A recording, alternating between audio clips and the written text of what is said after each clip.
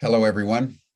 I'm Jim Garrison, and I want to welcome you all to a very special session today that's being co-sponsored by Ubiquity University and Humanity Rising. Also, We the World, 11 Days of Global Unity, the Sign Network, Unity Week, and dozens of other organizations worldwide that are coming together in this very unique and specific period between September 11th, which is yesterday was the 20th anniversary of the bombing of the World Trade Center, the Pentagon, and almost the Capitol building and the White House, and the reverberations that have gone outward from that event on September 11th really changed our world. And there was an impulse beginning in 2004 that was coordinated by Rick Ulfik and We the World in 11 Days of Global Unity to demarcate the period between the bombing of the World Trade Towers and September 21st, which is the International Day of Peace, to really consecrate the impulse in the progressive movement to bring the world together in peace and harmony, and to explore day by day different themes. Today, we're going to be exploring the theme of interdependence. So I want to welcome everyone in the spirit of remembering 9/11 and looking forward to the International Day of Peace and World Harmony. As we begin today, I want to first of all just thank everybody for an extraordinarily heartful and inspiring start yesterday, where we just gathered together in the midst of all the tumult of our world and honored one of the great peacemakers amongst us, Avon Madison, one of the just, one of those who have been so selflessly giving that she's inspired people and helped to inspire the International Day of Peace actually on the 21st of September, embraced by the United Nations. As we begin today, I want to call to everyone's attention our world situation, because we're in a situation more acute, more dangerous, and more consequential than anything that happened 20 years ago on 9/11. Over the last month, the International Governmental Panel on Climate Change, the IPCC, has stated that we are now in unprecedented territory with regards to climate, which the Secretary General said means code red for humanity. At the heart of what's happening around the world today is our climate is shifting state.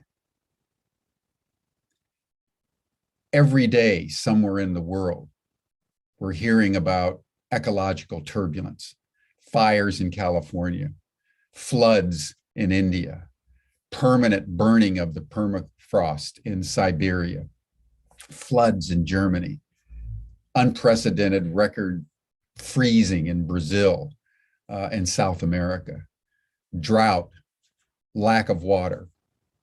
We are now in a situation where we are zeroing in on 2 degrees centigrade, rise in global temperatures above pre-industrial levels, and we've already passed 400 parts per million. And what that means, if you talk to any climate scientist that's paying attention, is that we are now in the tipping point. We're no longer living on borrowed time. That's now past. We're living in tipping point time. And what that means is that the CO2 in the atmosphere is going to start exponentially increasing. Ecological turbulence, weather turbulence, is going to radically accelerate. And we are now at that point where our governments can no longer ensure stability. We're already seeing that all over the world. Nature, even through COVID, we thought COVID was just going to be a week or two, a month or two, like other potential epidemics, and it is still 18 months later with us and creating variants, the latest of which appear to be immune even to the vaccinations. That's what Code Red means. So we, the movement, need to shift state like the climate is shifting state. We need to rise to a higher level of interdependence. If you look around the world, there are tens of millions of NGOs and organizations of all kinds that are working on every conceivable issue. And they're all working predominantly alone. And that's one reason why we're not as effective as we should be. Just imagine if, as the climate is shifting state and our governments are no longer capable of ensuring stability, that we, the progressive movement, would also shift state and come together in a strategic formation with a common purpose in the face of Code Red to create a network, a global network all over the world of regeneration. We can no longer be sustainable with the environment because the environment is too broken. The only option left, the only mission left for the progressive movement, really, if you think about it in relationship to Code Red, is to proactively regenerate the human and environmental ecosystem by creating an Indra's net of regeneration all around the world. We're bringing together pods of regeneration first responders. And that impulse has been coming out of Humanity Rising. You may remember that it was last spring at the depths of the pandemic that we spontaneously began to convene 2 hours a day on Zoom so that people from all over the world could come together and share their experiences of what it was like going through this extraordinary pandemic. And the next thing we knew, we had hundreds of organizations joining, now over 400 organizations. We've had over 1,300 speakers as day by day we've made available humanity everywhere to come together. And out of that, a coalition of groups has been emerging, which includes 11 Days of Global Unity, includes the Sign Network, includes Unity Week, as a upsurge of collaboration, what we've called radical collaboration, is beginning to take place. Well, when we heard about Code Red, another configuration just spontaneously began to emerge out of all the hundreds of organizations that have been coming into interactivity together as we are today around establishing a global regeneration corps. One of the predictions now of the climate scientists is that we're going to be experiencing not only a rising, increasingly lethal turbulence out of the ecosystem, but in a few years, in 3 to 5 years, by no later than 2026, they're predicting what they're calling an extinction event. So we all need to get ready for that. We all need to know that the climate now is shifting. We are in the turning point. And so how we come into an interdependent strategic formation around regenerating the world is the most important thing that, in my view, and in the view of hundreds of organizations, the progressive movement needs to do. Imagine for a moment, very, very briefly, imagine thousands of organizations coming together. Imagine millions of pods of regeneration first responders of all generations, but focusing in on our young It's our young that are going to need to be equipped to navigate through a world now of escalating turbulence. Imagine all the groups gathered here today in this coalition and beyond that start providing opportunities so that as these pods of regeneration first responders start to take shape, organizations in the field are saying, here are opportunities for you to regenerate the world. Imagine these groups not only providing opportunities for these first responders to do regenerative work in the world, but they begin to offer training so that the young people can be trained as first responders, so that they are skilled in what they need to do in the world. At the same time, they're trained in how do they develop their own personal mastery in the soft skills, in resilience, in adaptation, so that as they begin to work together, there is a body of work, a backpack, as it were, a backpack app of training and a tools kit and a skills kit that they can implement as they work locally in a global network all over the world. It would be the most extraordinary thing. And then imagine if we could bring in the resource to actually incentivize young people everywhere, the Gen Zs in particular, who are acutely aware of the climate crisis, who want to get involved. If we could actually resource them to make regeneration a priority in their lives. And what we want to also take in as we think about these things, which has been brought into our council over the last couple of days by one of the leaders in the Regenerate Denmark movement. They're wanting to regenerate the entire country of Denmark like they're doing in Costa Rica. So there's whole bioregions that are beginning to take seriously Code Red and mobilize. And he was saying, this means if we have an extinction event coming, we've got about 3 years, we've got about 1,000 days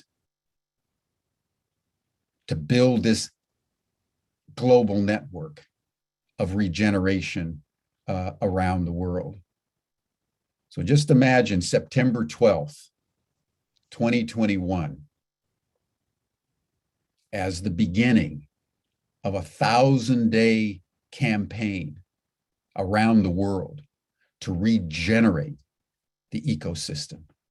If we could do that, my friends, starting today, starting now, to bring as many organizations as we can find into a strategic formation, a chaotic alliance, as it were, where nobody owns the Global Regeneration Corps. It's a global call to action around the last mission that we can embrace in the face of Code Red, to come together with a common purpose, creating a global network of regeneration in the face of Code Red that will enable us to regenerate the world. All of us working synergistically, governing ourselves like a flock of birds or a shoal of fish, all together, bringing our capacities, creating pods, providing opportunities, providing training. That would change history. Just think that thought as we contemplate today interdependence. The one thing that the progressive movement has not yet done is come together with unity of purpose, with a unity of capacity around a single focus of regenerating the world in the face of Code Red. And that's what Ubiquity University, that's what Humanity Rising, that's what the University of International Cooperation, Donut Experimental Action Lab, Integral Cities Meshworks, the Regeneration Community Network. Hundreds of organizations are now coming together around this common purpose. So as we begin the session today, I just wanted to accentuate Code Red as the context, as the new 9/11 that we are fated to experience together. And in a situation where our governments are no longer, that's essential to take in, our governments are no longer capable of ensuring stability in the face of rising, increasingly lethal ecological turbulence. And that means we, the people of the world, the progressive movement of the world, has to come together. Because if we do, we will create a countervailing impulse that is global, that can shape the very energy of chaos into coherence that will enable us not only to survive what is coming, but to thrive in a global network of regeneration. So I just wanted to put that out there for everyone to think about as we go through the next 10 days of our 11-day commitment with each other. And I will be accentuating this each day in a different way, but wanted to give everyone a common picture of what is now beginning to transpire globally, with more and more organizations and individuals joining in this very noble endeavor. Before we commence our program, I want to just have us all just pause. There's a lot to take in. There's extraordinary danger.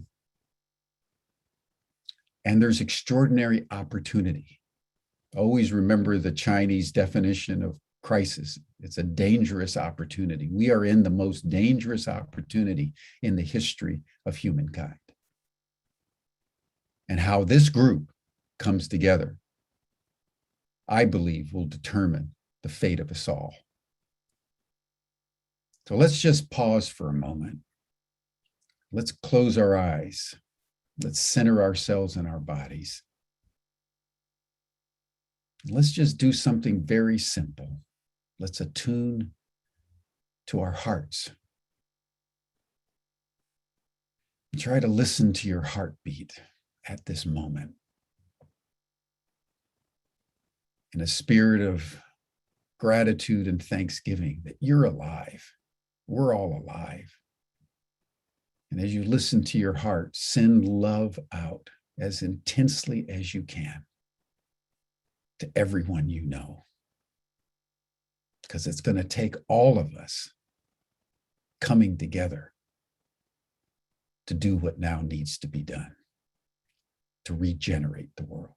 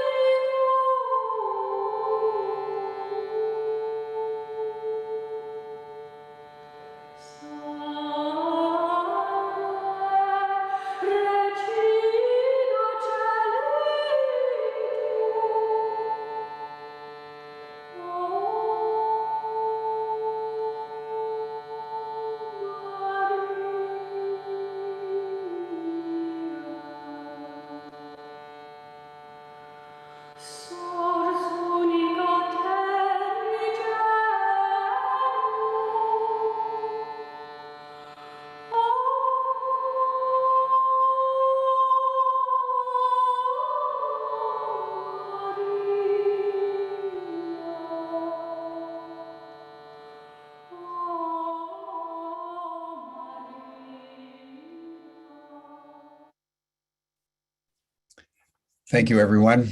And now, with an open heart and a heart full of gratitude and love for each and every one of you who are joining our session today, I want to say, Code Red, here we come, in a spirit of interdependence. The theme for our deliberations on this occasion. And I want to welcome my good friend and colleague, Rick Ulfig, who was the founder of We the World and one of the co-founders of the 11 Days of Global Unity, who has really been orchestrating these 11 days. Rick, it's such a privilege to be working with you in this awesome time of danger and possibility as we come together in an interdependent whole that will enable us to do what now needs to be done. I turn the program over to you. Okay, well, thank you so much, Jim. And you described a very powerful program that can rise to the challenge that we face as a species on this planet. So We the World is definitely on board with the regeneration core that you are looking to create. And it, as you said, I think it can enhance all of the things that the groups like We the World are already doing. And it just helps to make a focus on a specific way that people can become engaged to address this climate crisis and all of the accompanying crises that the climate crisis is involved with. So yes, today is our second day of the 11 Days of Global Unity. And the second day, our focus is on interdependence. Yes, just so you know, my name is Rick Ulfig. I'm the founder of We the World and the We campaign at we.net. And as Jim said, I co-created the concept of 11 Days of Global Unity with my dear friend, Troy Lush. So today is a special day and a special session that we're doing for interdependence. It's going to be a tribute to the people who are working on this campaign of We the World, the Interdependence campaign, because it's the stories of those people who we want to tell, because very often, you know, we hear about the results of things, but we don't see the people behind what's taking place.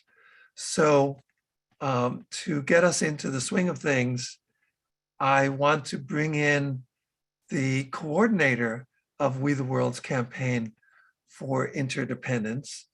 Her name is Shannon Crossbear, and I'll just tell you a little bit about her. Grandmother Shannon Crossbear is the coordinator of We the World's campaign for interdependence, as I said.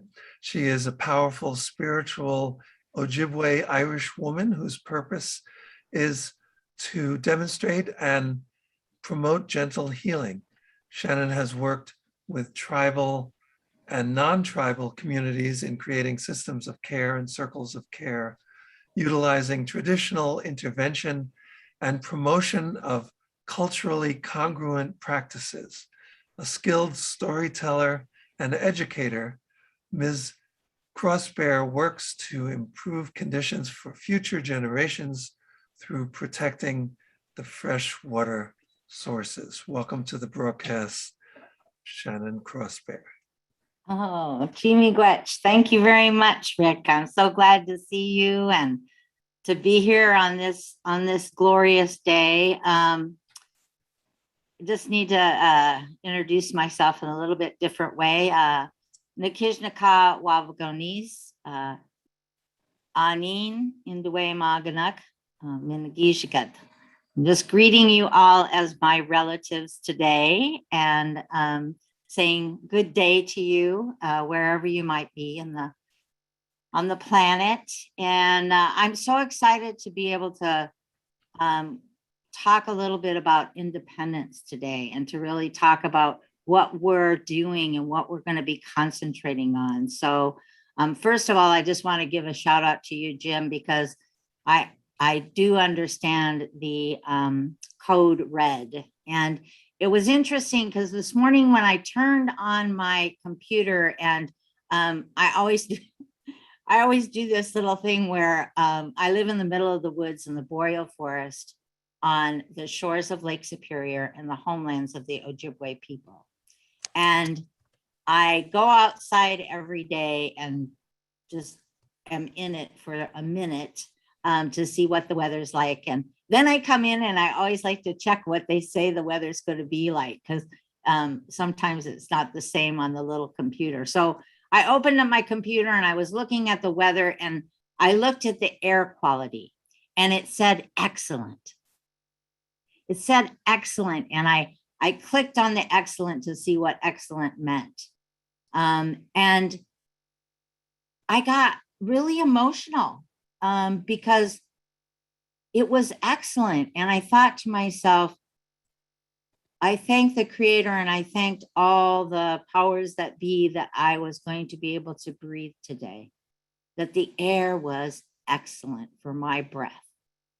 And I thought about all the places in the world, Jim, where it's not excellent, and where people are having a difficult time and having to check to see if we can breathe, to check to see if we can go outside.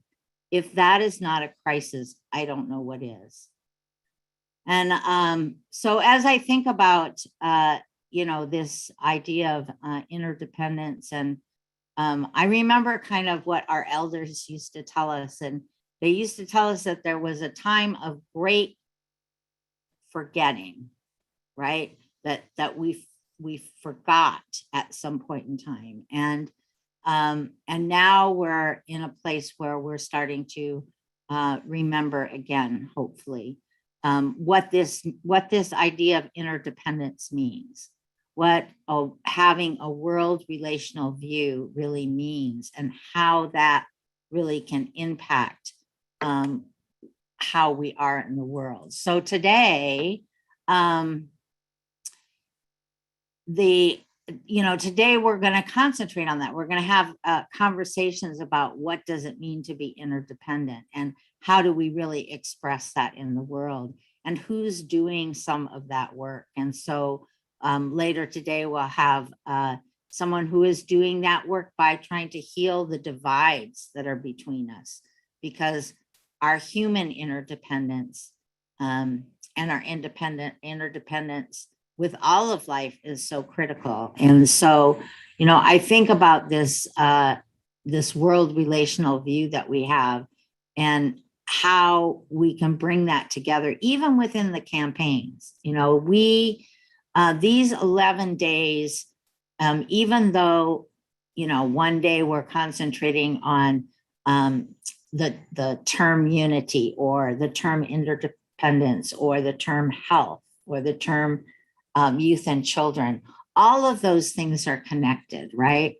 And so knowing that how they're interdependent to really create the life that we need to have to sustain ourselves. So I appreciated, Jim, when you were talking about regeneration, and I often think about how we have been under this doctrine of discovery and dominance, and how we really are now in a time of a doctrine of recovery.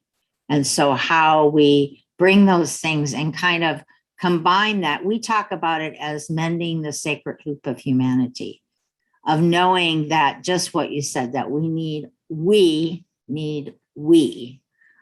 all of us to be part of that conversation. And that's another thing about these campaigns and We the World, is that those 3 I's that Rick often talks about, right? To inspire, to inform, and to involve, right? So that those 3 I's that make up the we. And that's what we're about. So we're spending some time, even though these campaigns are not just on the day that we're going to be discussing them, but throughout the year and in a continuous fashion so that we can obtain and maintain peace on earth for all and for all of humanity, all of our relations, human and non-human, to be able to thrive. So, so I'm hoping everybody has an opportunity to come and join us and spend some time today, and definitely come into We the World, look at the campaigns, look at all the activities, all the things that people are doing, because as we elevate that, we create that strength. There's all kinds of different stories that tell us that, when you have one stick, you can break it pretty easy. You have two sticks, it's a little more difficult, but the more and more that you add, the stronger that is. And that's the way that we can and will be able to see what's happening. In lots of traditions, we talk about this time, that it's, we talk about being on two roads, and that we have a decision to make, that we either go down one road in which we thrive or not. And even changing, at the beginning of this, I spoke in my language, even thinking very deeply about how we change our language. I've heard a lot of things about, doing things for the earth, and living on the earth. And even if we change just a little bit our language about living with the earth and doing things with the earth and with each other, and understanding our sense of belonging. We belong not only to our human relatives, but to all of life. So thanks, Rick. Thanks for giving me a chance to just share and invite everybody to come and join us for this day. And they can find everything right on we.net. That's correct. One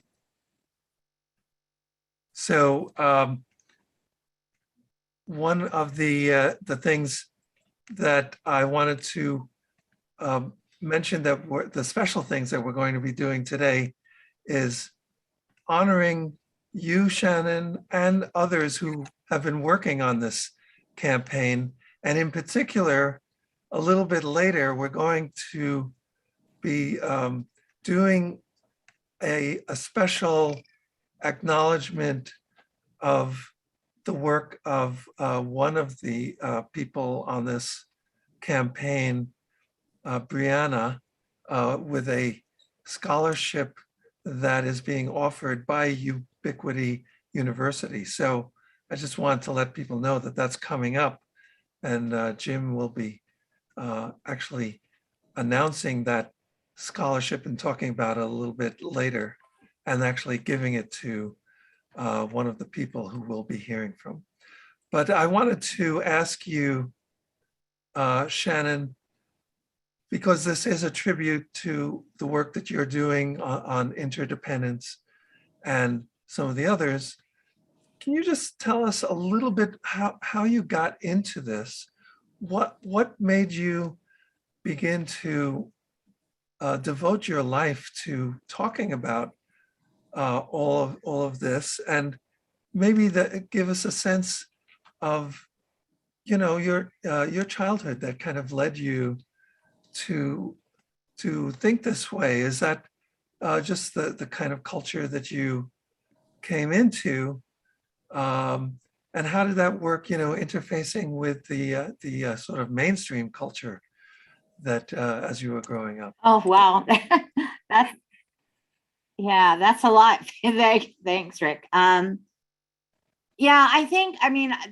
it always amazes me when people talk about interdependence, like it's a new thing, or it kind of comes to their mind, because it's always just something that I've understood about this world relational view. I didn't hear the language for that until I was much older, and people like Terry Cross from the National Indian Child Welfare Association, and others that really started talking about being able to articulate it as the world relational view, about understanding. What I got was, and how I got involved with We the World is through what I've been doing for a very long time, and that's participating in kind of our teachings and our ceremonies that we have as Indigenous people, and got connected with somebody. It's all about relationship, right? I got connected with somebody who was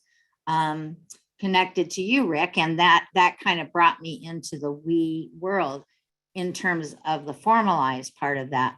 But there's all kinds of us out here that are just like, I'm hanging out in the middle of the woods in the boreal forest in northern Minnesota, a mom and a grandma who has had a life, right? And in that life, there has been joys and there have been pains. And I live in a community and have been in a tribal community in my grouping for a very long time, and seen kind of some of the pain that has happened, and the outcomes for my children. And that's really how I got involved. It was like, this is a road that we're going down and it doesn't look good. And I don't want that for my children. And we were always taught that whatever we did, the decisions that we made were to be based on 7 generations to come. And so, those teachings and those opportunities, when my first kind of intersect outside of a tribal community I was in an isolated tribal community reserve in northern Ontario for a number of years, and then here in northern Minnesota. And I decided that I was going to go into a different culture because I wanted to see what would happen with my children, actually. I thought, well, they need to learn about what it's like outside of our tribal community in a place where they might not have a sense of belonging. And how do they get that? And how will they get that from a Western construct? And so it was really interesting because it was shocking to me. A lot of things were shocking to me. It was shocking to me about how people treated each other. It was shocking to me about how people were not in relationship with the earth. And at first I was like a kid in a candy store because there was all this new stuff I hadn't seen before. But after a while and it sunk in, there was really a big cultural shock that happened. And I've spent a lot of time trying to understand that. And the only context I have to understand that is to go back to those teachings about how people heal, how the earth heals, what is natural law, and what do we need to do. And those teachings, when I go back to those teachings, there's so much truth for me in those teachings. Things like anything heals from the inside out. That we need all directions. That in order to make something strong and sustainable, it needs to be honoring the law of reciprocity, meaning the give and take of life, all of life. And so all of those things really influenced me to be a part of this conversation around interdependence, and really having the exchange, like everything to me, like everything that's true that I see on a Western scientific level is borne out in kind of other ways of knowing. And so when I see things like, when I look at the biology of adaptation, for example, that we as human beings have had to adapt, right? But we can adapt in a way that creates harm, or we adapt in a way that allows life to thrive. And so all of those things kind of come to play when I think about interdependence and being here. And I am so like, I can't even tell you how my heart sings to have my granddaughter here. You know, and I'm going to get emotional because this is what it's about. It's being able to see that she has an opportunity to live in a world where we actually come together and are able to mend this sacred hoop. In all of our kind of traditions, wherever you're at in the end times kind of thinking about what's happening, and yes, we are in a crisis, but none of those talk about what happens next. And I think we're here in this time to really be able to create what happens next. So I'm excited for her, and I'm excited for just the young people that are coming in right now and that are here, that are doing the work. It's amazing. And a lot of times we're not going to see them on these forums. Why? Because they're out doing it. They're not talking about it. They're doing it. And so we want to have some time to elevate those voices and to learn from those young people that are coming in too. So thanks, Rick. Yes. So, and we will definitely come to Brianna. I'm thinking maybe Brianna would be our kind of last person that we go to, you know, with the scholarship and everything. But is there someone else you want to give the floor to just pay tribute to what they've been doing, working with you on the Interdependence campaign? Well, I know Jake is joining us today, but I know he hasn't quite worked on the interdependence exactly. He's doing some things with the health campaign, but just as I said before, it's all related, right? So, you know, maybe Jake would want to speak a little bit about what he's going to be doing with the health campaign. And this is actually the first time I'm getting to meet Jake. So I'm excited about that. Good, yes. And we are going to be mixing and matching as we go through these 11 days and these 11 themes, because not everybody is available on each specific day, but certainly, yes, let's hear from you, Jake. What are you working on with regard to the health campaign? And why don't you give us just a little bit of background about what has motivated you to step up and work with We the World and do this work in general to create a better world? Okay, so I run the public health club at my school, and I was looking for volunteering opportunities, and I came across the health campaign. So yeah, and then once I got connected with Jana, I got notified about this 11 days of health and like peace and unity. So I have a presentation that I'm preparing for September 15th, where I'm going to be going over like the basics of the health campaign and some ideas, including like the abortion crisis and like the cholera, AIDS, and like malaria epidemics. Wow, that sounds exciting. So, well, thank you, Jake, and it's good to meet you. So Shannon, are you, shall we move into our, is there anyone else, or are we moving to Brianna now? No, I just wanted to note that we're going to have two people on our panel later today. That one is Brian Allen, and Brian has brought together just a large group of people to write about how to heal the divides among us. And it really came out of this idea, I think, that, you know, people were saying, we know there's something, we know there are all these divides and we want to do something about it. We just don't know what to do.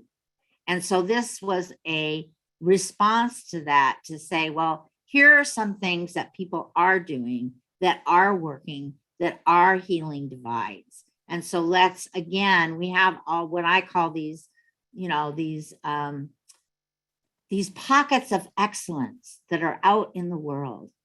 And just as you are doing, Rick and Jim and so many others that are bringing together those pockets of excellence so that we can really rely around the collective intelligence. So Brian Allen will be with us. And then a young lady, her name is, everybody's young to me, so, her name is Gwendolyn, and she has, Dowling, and she has created a framework called Connect All.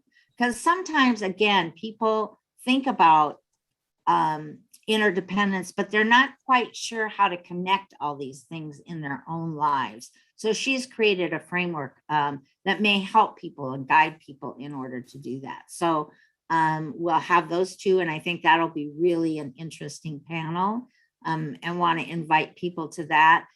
Later, there's actually going to be another presentation that is done by the environmental campaign to really bring in, again, the environmental piece of this interdependence that we need. And so that'll be later this afternoon, and we're excited about that too. So Excellent. Great. So I understand that Jake has a PowerPoint that he could show now, but since we're moving towards the final section of this session, I'm just wondering if you can do like a short preview and then do the full thing on the during the Day for Health. Jake? Yeah, I can do that.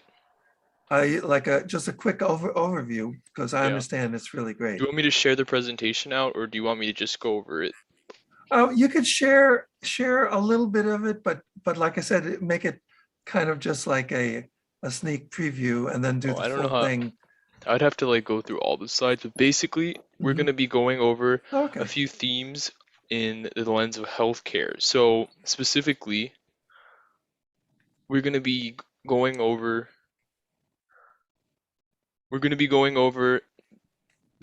the campaign based off the connection between the individual and societal health, and this could be through grassroots movements and organizations, combating common diseases like HIV/AIDS, and then promoting other health and wellness goals like a work-life balance, diet, and mental health. Now, so this adds on to building a collaborative society, and it's also, we need to put the concept of health into perspective.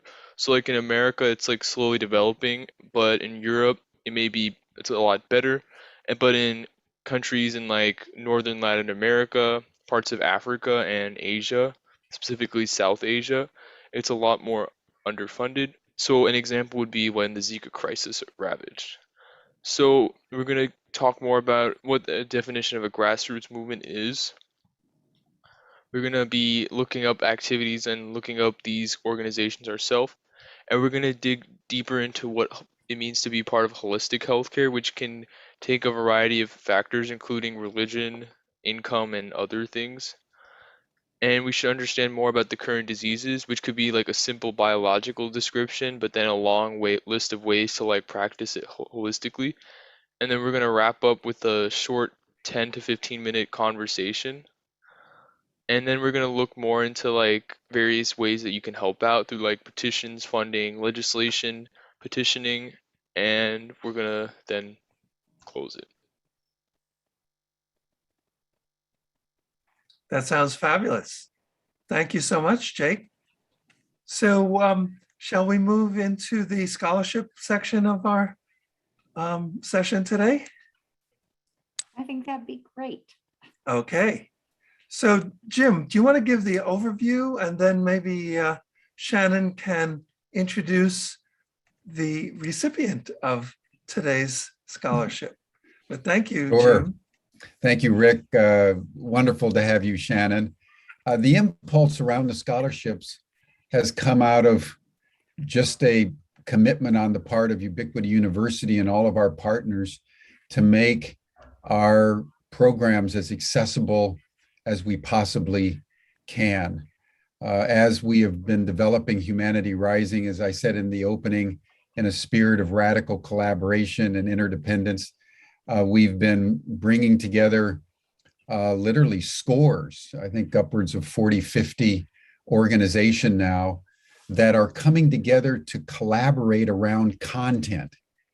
And as far as we know, that's unprecedented in the history of academia, where not only other academic institutions, but NGOs and organizations of all kinds that are committed to regenerative action and to peace, really forming an academic coalition to provide content. So we have two opportunities that are available. One is a BA, but also an MA in regenerative action, and then an MA in tolerance and peace studies that we're developing with the Global Council for Tolerance and Peace that's based in the United Arab Emirates. And so as we've been developing these programs, we wanted to offer scholarships through 11 days of global unity, just to indicate our solidarity with what Rick and the whole team are doing, but also to just allow the possibility of world-class training in regenerative action and also tolerance and peace. Ubiquity has a general policy, by the way, that if any of you are interested in our courses, you can come in, and we do have an honor system. We have what we would like, the course to cost, which is very, very low. But if you can't afford that, then you can choose a 50% or even 100% scholarship. And we have a little fund that we use, and we're always topping up with very generous donors that are supporting the work that we're doing. But during these 11 days, we want to offer full scholarships to one of these programs. And Rick and Callum and others have been selecting the scholarships that will be distributed. We gave out one yesterday. We have another one today. So Shannon, I'm delighted it's your granddaughter. We embrace her into our community. And I turn the podium over to you to announce who she is and what she's interested in. But this is very exciting. Thank you so much. Yeah, it is exciting. I think isn't Brianna on with us? I think Brianna's on. She is. There she is. There she is. So yeah, I'm so happy to be able to introduce Brianna. It's really hard to do that because a lot of times when we're introducing people, we're introducing them from that position of having been a co-worker, co-collaborator, or in some other way. And I've just known Brianna since she came. So, and even before, I think. So one of the things that as a grandmother in the Ojibwe tradition that you get to do is that you get to spend some time naming your granddaughter, not the Brianna name, but what we would call the spirit name, the name that carries you through, that is your teacher in your lifetime, that comes from a different place. And so and what that entails is that, I had to spend some time meditating, praying, asking the ancestors about who was this young person that was coming in, who was this young woman that had arrived, who was this young Quaisance, this young girl. And when her name came, I knew that there would be special things that she was doing in the world. And so her name translates to granddaughter of the moon. And if we think about the moon and we think about that as our big grandmother, that's how we talk about the moon. And just all of the things that the moon does, controls the tides, controls the water within us, is part of the give and take and the ebb and flow and all of the things that happen within that cycle, those 28 days of what it means. So, and the balance. And so it seems to me that this is kind of a perfect place for Brianna to insert her voice. And she's done that up to this point in time in a lot of different ways. She's done that by writing, by spoken word, by her very presence as an activist, caring about others. And so it seems to me that she would, I'm very proud of her, of course, as you can tell, but also excited because I get to see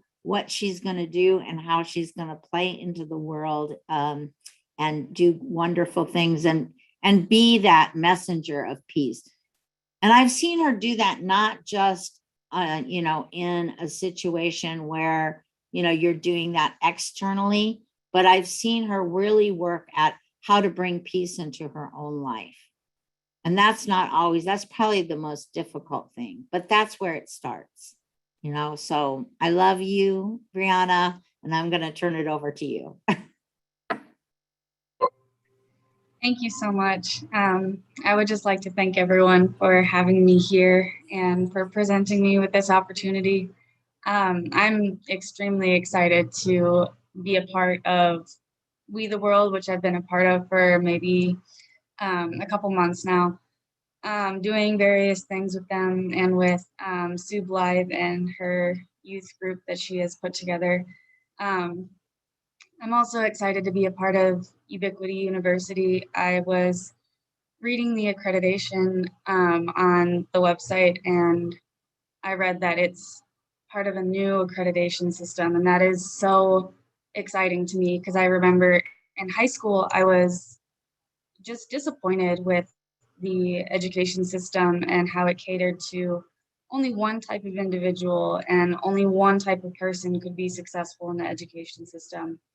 And it only taught certain things and a lot was left out. And I remember having been so distraught by that I went so far as to address the committee in our school and ask them to change something about that because it just wasn't good enough for us as students. And seeing that Ubiquity University is taking a new route with accrediting their university and providing value to their education and whatnot is really exciting because it seems a lot more inclusive, a lot more peaceful, a lot more educational. And I'm honored to have been invited to be here and that I was thought of to be, connected to this. I'm very grateful. Thank you all. Thank you, Brianna. Rick, if I could just say a quick word about the Global Accreditation Council. I think what Brianna's saying is extraordinary. And I'd like to get to know you a lot better, Brianna. I'd like to set up a call just so that you and I can get acquainted. But you're pointing to something that's very powerful. The current accreditation system around the world is broken because it's so limited.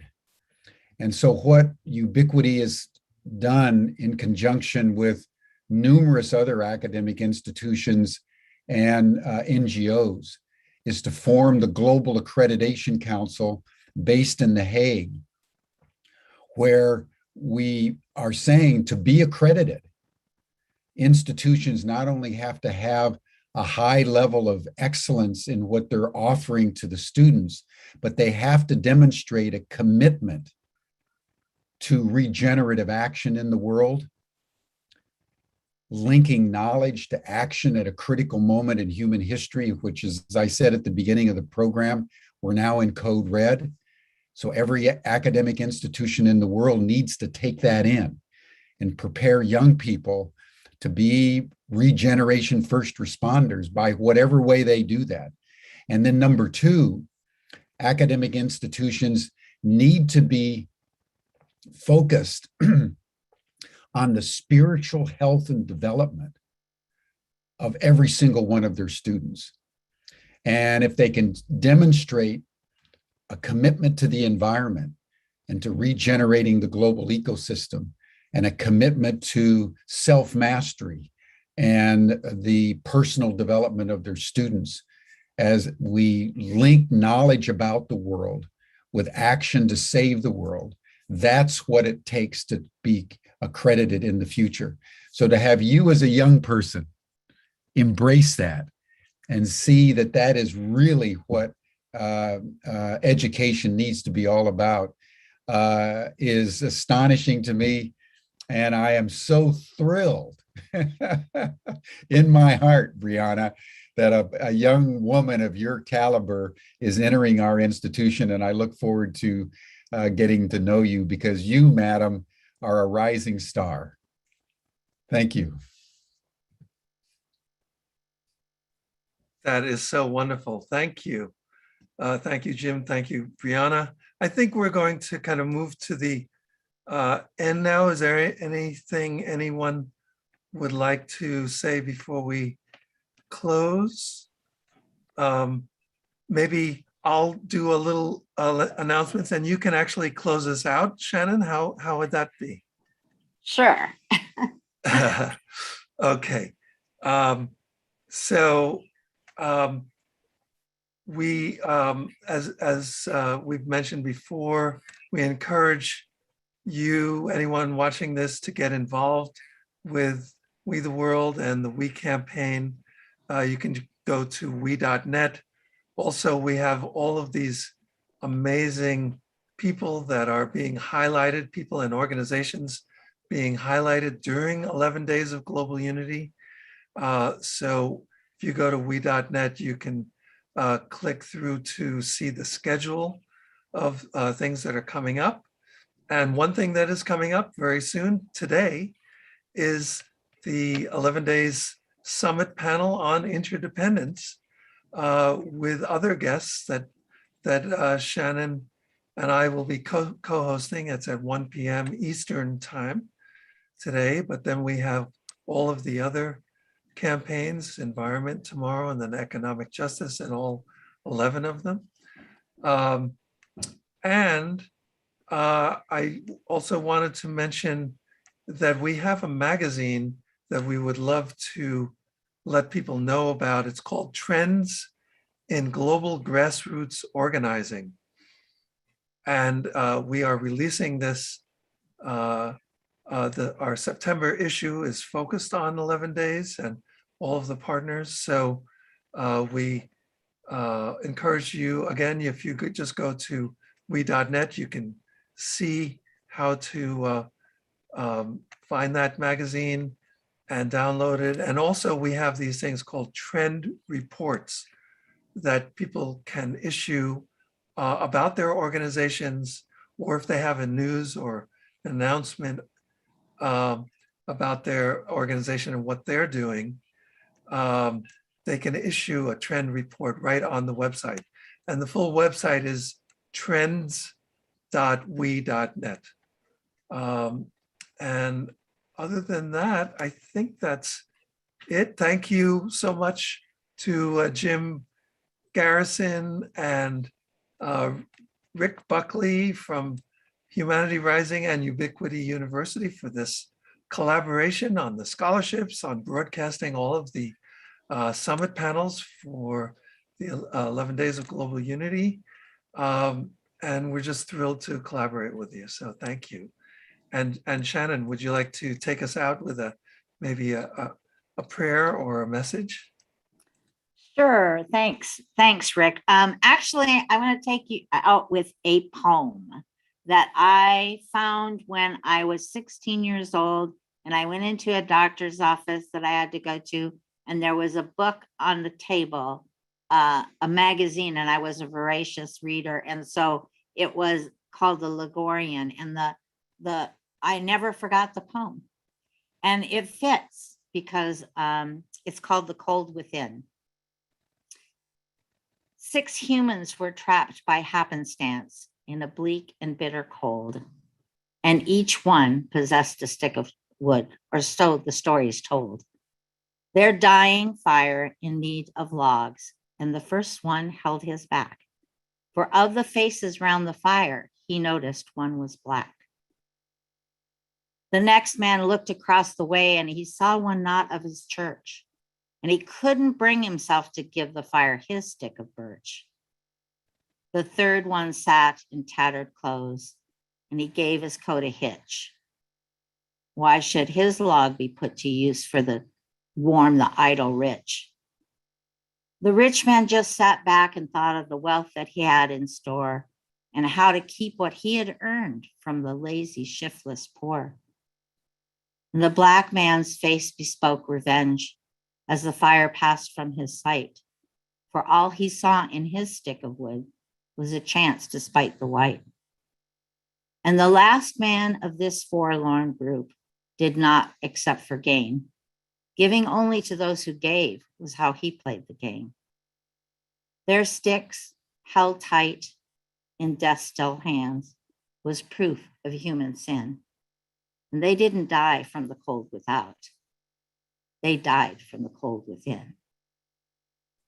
And with that, we are stoking the fire. So come and join us in Interdependence, and for these 11 days. And thank you, Jim and Ubiquity and all that have joined us. And let's put our little branches in that fire so that it just burns the passion within us to create the world that works for all. Thank you, Shannon. Thank you, Shannon. Beautiful closing poem. Thank you. Thank and Brianna. Brianna. Thank you all. Thank you all. Thank you, everyone. Thank See you you. here again See you tomorrow. soon. Bye. Bye-bye.